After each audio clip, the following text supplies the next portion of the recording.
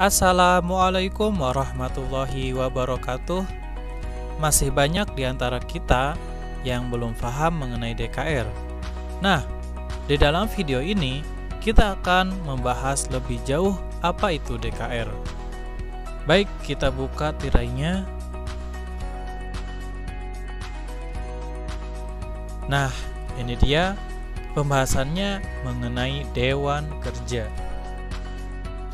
Dewan Kerja adalah wadah pembinaan dan pengembangan kaderisasi kepemimpinan di tingkat kuartir yang beranggotakan pramuka penegak dan pramuka pandega putri putra sebagai bagian integral dari kuartir yang diberi wewenang dan kepercayaan untuk mengelola pembinaan dan kegiatan pramuka penegak dan pramuka pandega sesuai prinsip dari, oleh, dan untuk pramuka penegak dan pramuka pandega dengan bimbingan orang dewasa yang pengelolaannya bersifat kolektif dan kolegial.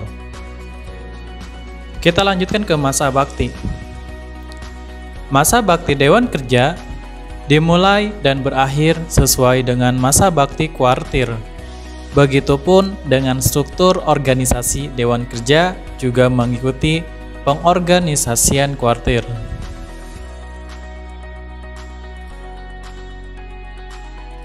Macam-macam Dewan Kerja. Yang pertama, tingkat nasional atau kuartir nasional disebut dengan Dewan Kerja Nasional, disingkat DKN.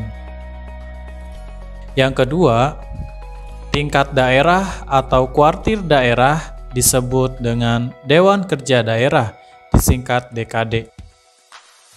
Yang ketiga, tingkat cabang atau kuartir cabang disebut dengan Dewan Kerja Cabang, disingkat DKC. Yang terakhir, tingkat ranting atau kuartir ranting disebut dengan Dewan Kerja Ranting, disingkat DKR. Selanjutnya, mengenai fungsi dan tugas pokok. Fungsi pertama, pelaksana keputusan-keputusan musyawarah dan sidang paripurna yang telah disahkan oleh kuartirnya. Kedua, pembuat dan pemberi pandangan, pendapat, saran, dan usul kepada kuartir tentang kegiatan pramuka penegak dan pramuka pandega. Pengolah program, pembinaan dan kegiatan pramuka penegak dan pramuka pandega di kuartir.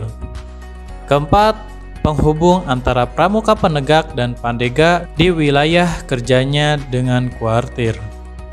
Kelima, pendukung pelaksanaan tugas-tugas kuartir. Selanjutnya, tugas pokok. Pertama, melaksanakan keputusan-keputusan muspanitra yang telah disahkan oleh musyawarah kuartir. Kedua, memberikan bimbingan kepada Dewan Kerja yang berada setingkat di bawahnya. Ketiga, melakukan koordinasi dan konsultasi antar Dewan Kerja. Keempat, mengkaji, mengkoordinasikan, dan mengusulkan bentuk program pembinaan dan kegiatan berikut tata pengaturannya bagi pramuka penegak dan pramuka pandega kepada kuartir. Kelima, melakukan penelitian dan evaluasi terhadap program dan kegiatan bagi pramuka penegak dan pramuka pandega, termasuk permasalahan yang dihadapi menyangkut proses pembinaan. Keenam, melakukan sosialisasi atas suatu peraturan maupun petunjuk penyelenggaraan khususnya yang berhubungan dengan pramuka penegak dan pramuka pandega. Ketujuh, membuat perencanaan dan pelaporan atas kegiatan yang dilakukan dan disampaikan pada sidang paripurna. Kedelapan, membuat kuartir dalam melaksanakan program. Kesembilan, menyelenggarakan sidang paripurna di tingkat kuartir. Dan yang kesepuluh, menyelenggarakan musyawarah pramuka penegak dan pramuka pandega putri putra di tingkat kuartir. Pembahasan selanjutnya mengenai struktur kepengurusan. Struktur kepengurusan. Kepengurusan dalam Dewan Kerja harus berjumlah ganjil dan sebanyak-banyaknya beranggotakan 21 orang. yang dipimpin oleh seorang ketua dan seorang wakil ketua. Apabila ketua putra, maka wakil ketua harus putri. Begitu pula sebaliknya. Nah, kepengurusannya yaitu sebagai berikut. Seorang ketua merangkap anggota, seorang wakil merangkap anggota, sekretaris merangkap anggota, bendahara merangkap anggota, para ketua bidang merangkap anggota, beberapa orang anggota, dan jumlah sekretaris dan bendahara bisa disesuaikan dengan kebutuhan Dewan Kerja yang bersangkutan. Selanjutnya, bidang dalam Dewan Kerja. Pertama,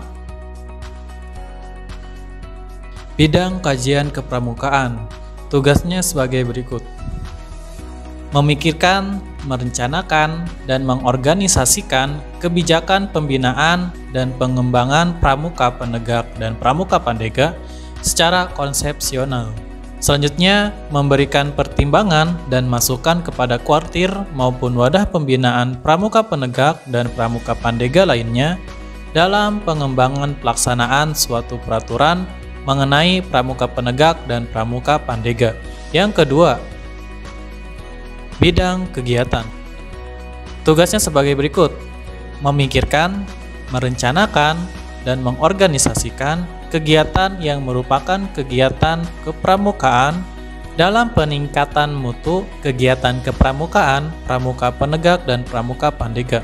Selanjutnya, bertanggung jawab atas pelaksanaan kegiatan kepramukaan. Ketiga, bidang pembinaan dan pengembangan.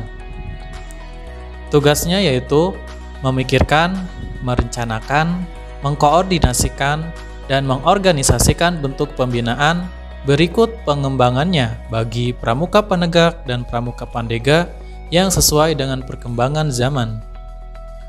Selanjutnya, mengkoordinasikan pelaksanaan pendidikan dan pelatihan kepada lembaga berwenang serta pelaksanaan kegiatan pengembangan bagi pramuka penegak dan pramuka pandega. Lalu, bersama kuartir, melakukan hubungan kerjasama dengan pihak lain di luar gerakan pramuka berkaitan dengan pengembangan kegiatan bagi pramuka penegak dan pramuka pandega. Keempat, bidang penelitian dan evaluasi.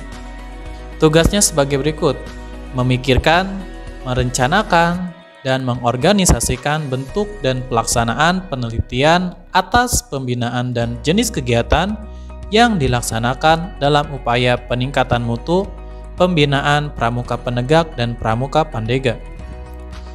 Yang terakhir, memikirkan, merencanakan, dan mengorganisasikan evaluasi atas pembinaan dan jenis kegiatan yang dilaksanakan dalam upaya peningkatan mutu pembinaan pramuka penegak dan pramuka pandega.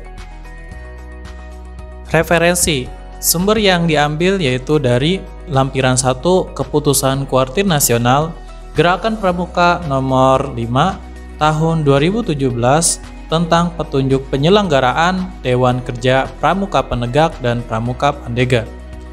Yang terakhir mengambil dari https://id.m.wiki.dewan_kerja.